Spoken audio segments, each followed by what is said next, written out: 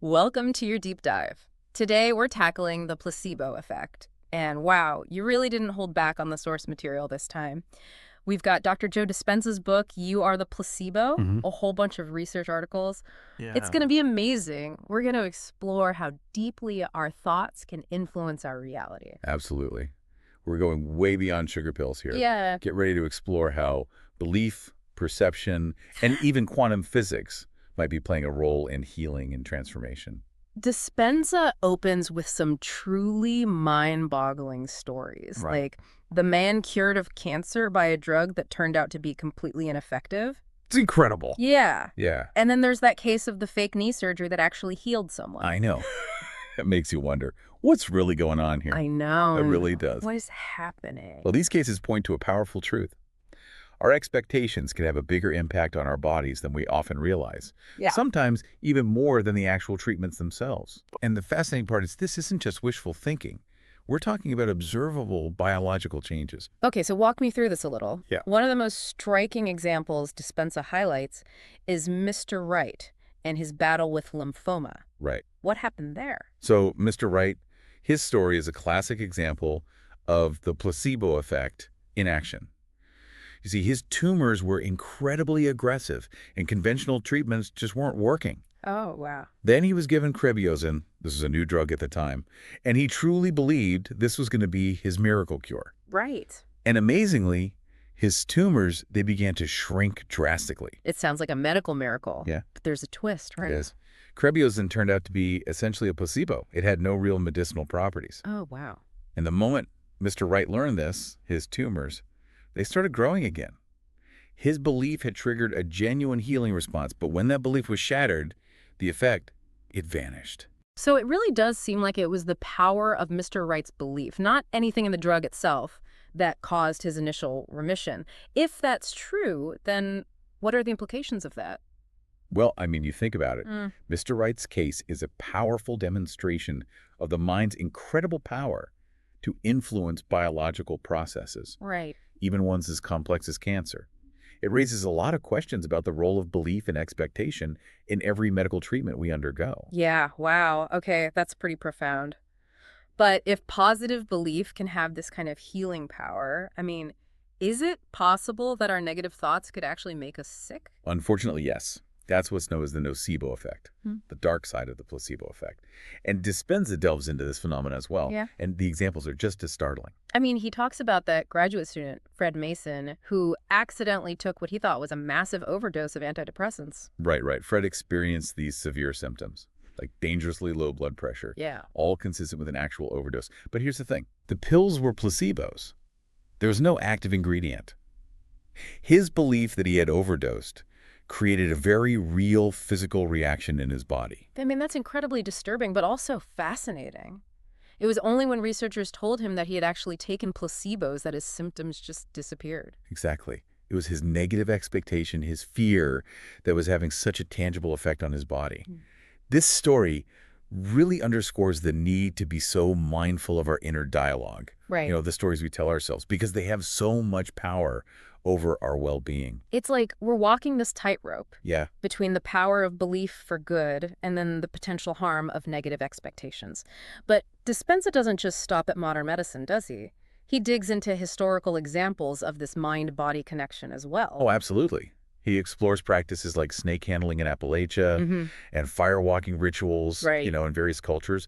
It's really demonstrating that people have been harnessing the power of belief for centuries. The snake handling example, it really struck me. Like these individuals I know. handling venomous snakes with seemingly no fear of being bitten. Right. I mean, it just seems like something out of a horror movie. It's such an intense practice, Yeah. deeply rooted in faith. Mm. These individuals believe that if they are bitten, their faith will protect them. Wow.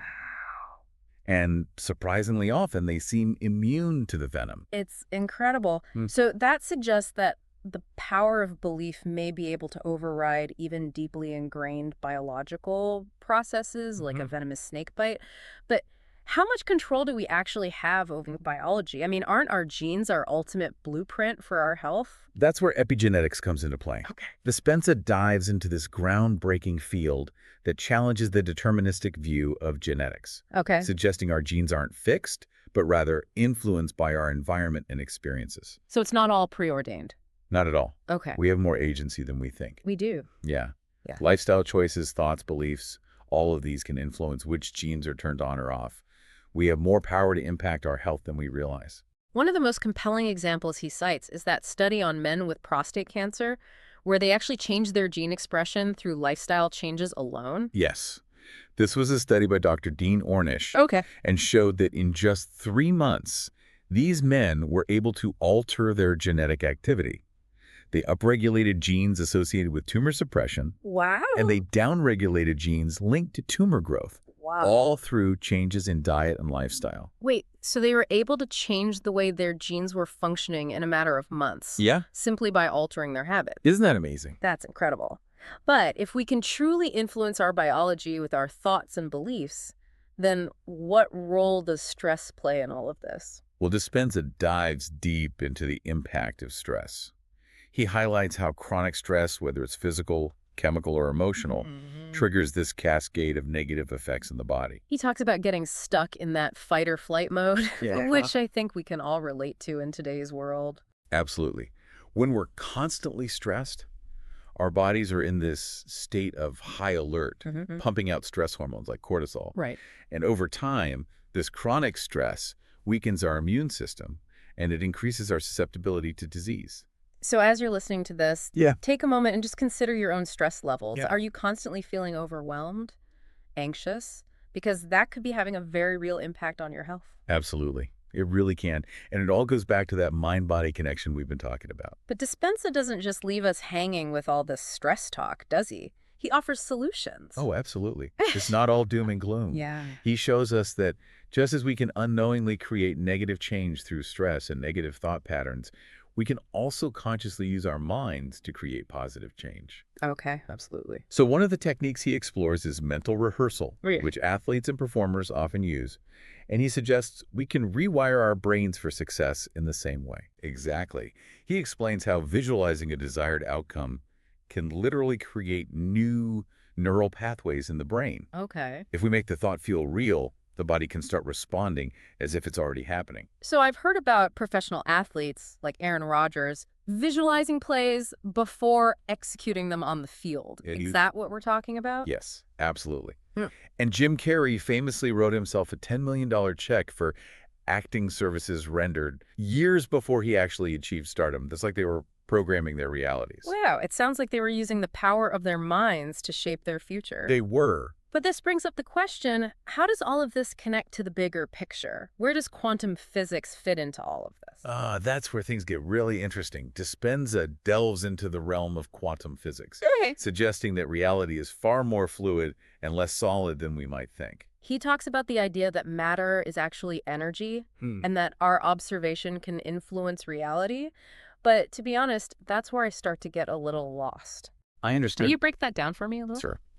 Imagine you're a scientist and you're observing a tiny particle. Now, in the quantum world, these particles exist as waves of possibility.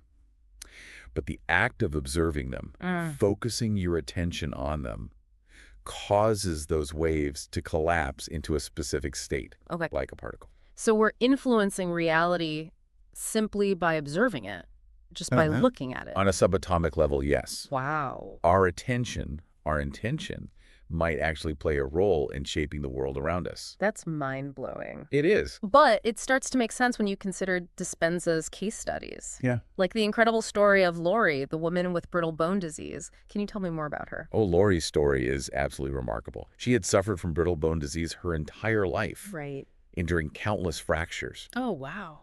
But through a conscious effort to shift her beliefs and perceptions, she was able to heal. Wow. Her bone density scans, they actually showed improvement. So if we can apply all of this to our own lives, then how do we become the placebo? How do we tap into this incredible power? What are the practical steps? Well, Dispenza offers practical guidance, suggesting practices like meditation to shift our energy and reprogram those deep-seated subconscious beliefs that might be holding us back. He mentions a specific meditation technique in the book, right? He does. Okay. He talks about achieving a state of open focus, where you expand your awareness beyond your physical body Okay. into the space around you. Okay. It's about shifting from a limited sense of self to a more expansive consciousness, Yeah. almost like moving from a particle to a wave. So it's not just about positive thinking. It's about embodying a new start of being, a Yeah. new way of perceiving reality. That's exactly it. It's a powerful practice that requires dedication and consistency, Right. but the potential rewards are enormous. The key is recognizing that we have more power to shape our reality than we might realize. Yeah. It really is incredible. It's a profound shift in perspective, isn't it? Yeah. Recognizing that we're not just passive observers, Yeah? but active participants in shaping our reality. It's a bit unsettling, honestly. Right. Yeah, but also incredibly exciting. Yeah. Dispenza doesn't shy away from the implications of all this. No, he doesn't. He dives headfirst into how we can actually apply this knowledge to become the placebo in our own lives. Right. But I imagine it's not some kind of quick fix, right? Oh, it's definitely not a magic bullet. It's a process, a journey of transformation Right. that requires a real shift in mindset, Okay. a willingness to let go of those deeply ingrained beliefs that might be limiting us and embrace a whole new world of possibilities. So he provides a framework, a set of tools and practices, but it's up to each individual to do the work, Absolutely. to step into their power as the placebo. That's right. He uses this interesting phrase, moving from a state of survival to a state of creation. Yeah. What does he mean by that?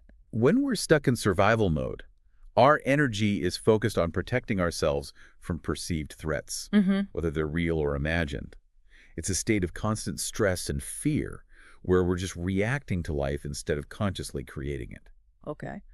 But when we shift into a state of creation, then our energy is freed up to create something new, something better. It's a state of possibility and abundance. That sounds much more empowering. It is. But how do we actually make that shift? Yeah. It feels like so much of our lives is spent on autopilot, just reacting to whatever comes our way. It all starts with awareness, becoming aware of our thoughts, our feelings, our habitual reactions. Once we kind of shine a light on those unconscious patterns, we can start to make conscious choices. We can choose to think and feel differently.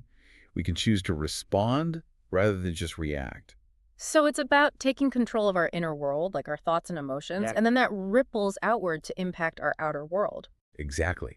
It's recognizing that we're not just victims of circumstance, but active creators of our reality. And a big part of that is understanding the power of our subconscious beliefs. Right. Those programs running in the background that we might not even be aware of. Dispenza compares the subconscious mind to a computer program running in the background, dictating our thoughts, feelings, and behaviors. And like any computer program, he suggests that it can be reprogrammed. This is where meditation comes in, right? Meditation is an incredibly powerful tool for accessing and reprogramming the subconscious. When we meditate, we quiet the constant chatter of the conscious mind, allowing us to tap into those deeper levels of our being, those underlying beliefs that are shaping our reality. Dispenza guides us through a specific meditation technique in the book, designed to create a state of coherence in the brain. Can you explain what he means by coherence? Sure. Coherence is essentially a state of harmony and order. When our brain waves are coherent, it means different parts of the brain are communicating effectively, working together in sync. Okay. And when our brain is in this state of coherence, we experience this sense of peace, clarity, and well-being. And this state of coherence is key to becoming the placebo. Exactly. Yeah. It creates the optimal conditions for change. When our brains are in this coherent state, we're more suggestible, more receptive to new information, more open to possibility. It's like we're creating fertile ground for our intentions to take root and grow. One thing that really stood out to me in Dispenza's approach is the emphasis on emotion. He argues that it's not enough to just think positive thoughts. We have to actually feel them. Why is that so important? Emotions are incredibly powerful. Okay. They carry a frequency, a vibration that impacts our biology on a deep level. Okay. When we combine a clear intention with a strong emotion, we amplify its power exponentially. It's like turning up the volume on our desires. So it's not just about repeating affirmations like, I am healthy. Right. It's about feeling the joy, the gratitude, the vitality of already being healthy. Yes. It's about embodying that state of being. Embodying the feeling is what makes it real for the body. Our bodies, they don't distinguish between an experience we're having in our imagination and an experience we're having in the physical world. Yeah. So when we vividly imagine ourselves as healthy, happy, and whole, Right. our body begins to respond as if it's already true. That's why visualization is so powerful. Exactly. It allows us to create an emotional experience Right. that then signals our bodies to change. Precisely. That emotional experience triggers a cascade of physiological changes. Yeah. It's how we signal new genes to express themselves, how we create new neural pathways, how we literally change our biology from the inside out. It's amazing to think that we have that much power within us. It is. But I'm curious, how does Dispenza suggest we apply all this knowledge in a practical way? How do we go from understanding it intellectually to actually living it? He provides a step-by-step process, beginning with becoming aware of our current state of being. Mm-hmm. What are our dominant thoughts? Right. What are our habitual emotional patterns? What are the underlying beliefs that are shaping our reality? So it starts with self-reflection, Yes. really taking stock of our internal landscape. Absolutely. But what comes next? Once we have that awareness, we can begin to make conscious choices. Right. We can choose to focus on thoughts that empower us, cultivate emotions that uplift us, and embrace beliefs that support our highest potential. It sounds like we're essentially creating a new blueprint for our lives, one that's based on possibility rather than limitation. Exactly. And then we can use the tools Dispenza outlines, like meditation and visualization, to actually reprogram our subconscious mind, to rewrite the code that's running in the background. He also talks about moving beyond our analytical mind to access a deeper level of consciousness. What's the difference between the analytical mind and this deeper consciousness? The analytical mind is the part of us that thinks, analyzes, judges, Yeah. constantly trying to make sense of the world based on our past experiences and our current understanding. Yeah. It's a valuable tool for navigating everyday life, Right. but it can also be incredibly limiting. So it's kind of like a backseat driver. Yes. Always second guessing and overthinking. Exactly. Yeah. It's constantly trying to keep us safe within the confines of what it already knows, Right. often preventing us from stepping into the unknown, the realm of infinite possibility. And this deeper consciousness, what is that like? The deeper consciousness is a state of pure awareness, beyond thought, beyond judgment. Wow. It's where we connect to our intuition, our creativity, our infinite potential. Right. It's a realm of pure possibility, Yeah. where we're not limited by the constraints of our analytical mind. Dispenza emphasizes that we need to quiet the analytical mind Yes. to access this deeper consciousness. But honestly, that's easier said than done. It is. Our minds are constantly chattering. It definitely takes practice. Yeah. But the more we meditate, the more we cultivate stillness, the more familiar we become with that quiet space within, the easier it becomes to access. Okay. It's like training a muscle. Right. The more we use it, the stronger it gets. He also talks about the importance of surrender in the process of becoming the placebo. Yeah. What does he mean by surrender? Does that mean just giving up and letting things happen? No, surrender isn't about giving up. Okay. It's about letting go of the need to control everything. Okay. About trusting that there's a greater intelligence at work, even when we can't see the whole picture. So it's about having faith. Yes. Faith in ourselves, faith in the process, faith in something bigger than ourselves. Exactly. It's about letting go of the oars and letting the river carry us, trusting that we'll end up exactly where we need to be. I love that image. But isn't there a danger in just blindly believing anything? Don't we need to be discerning? Use our critical thinking skills. Discernment is absolutely crucial. That's okay. And Dispenza isn't advocating for blind faith. He's encouraging us to question our assumptions, Right. challenge our limiting beliefs, and be open to new possibilities. It's about expanding our awareness, Okay. not shutting it down. It's about using our minds as powerful tools for transformation, not instruments of self-sabotage. Exactly. One of the most compelling parts of the book is where Dispenza shares the results of his workshops. Yes. He's actually been measuring the brainwave activity of participants as they practice these techniques. Right. And the changes are incredible. It's groundbreaking research. Yeah. He's using QEEGs, which are essentially brain maps, Yep. to show how people's brains are literally changing as they practice the techniques he teaches. He talks about seeing a significant increase in coherence, that state of harmony we were talking about, and a shift to slower brainwave states. Right. What does that mean? It means people are moving from a state of beta, which is associated with stress, anxiety, and overthinking, Okay. to states of alpha and theta, which are associated with relaxation, creativity, and deeper levels of consciousness. And these changes are happening in real time as people are meditating. That's pretty amazing. It is. It's measurable evidence Wow. that these techniques are having a profound impact on the brain. It's like they're rewiring their brains for greater peace, well-being, and potential. They are? But are these changes just happening on a neurological level, or are people experiencing real-world results as well? Dispenza reports that people are experiencing tangible results in their lives.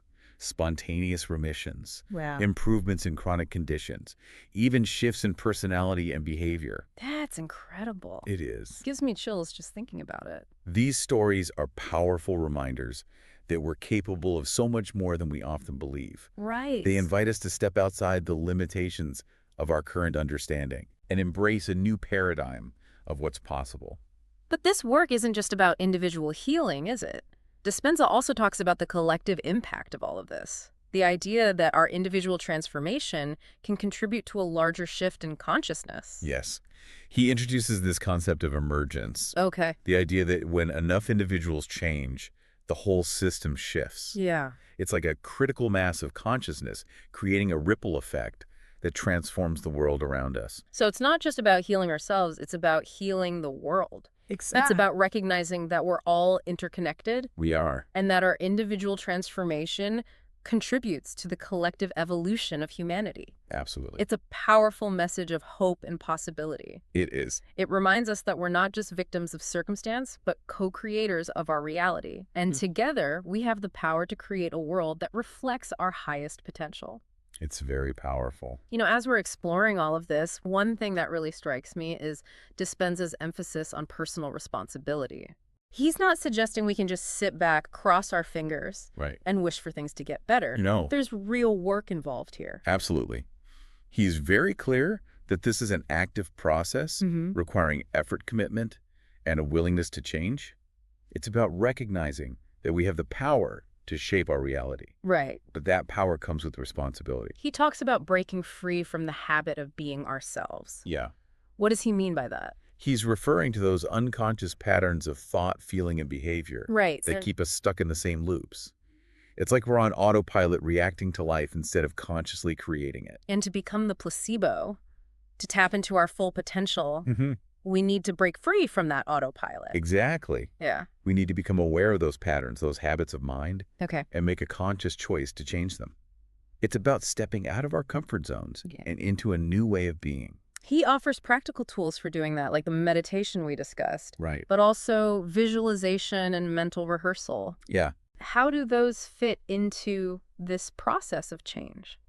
Visualization and mental rehearsal are powerful techniques for creating a clear vision of the future we want to experience. Okay. It's about using our imagination to bring that vision to life, Yeah. to feel it as if it's already happening.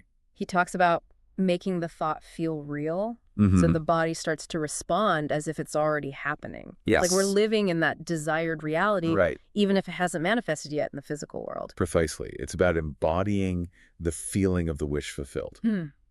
Our bodies don't distinguish between an experience we're having in our imagination and an experience we're having in the physical world. Right. So when we vividly imagine ourselves as healthy, abundant, and joyful, our body begins to respond accordingly. So it's like we're sending out a new frequency, a new vibration that aligns with our desires, Yes. and the universe starts responding in kind. That's a great way to put it. We're shifting our energy. Right.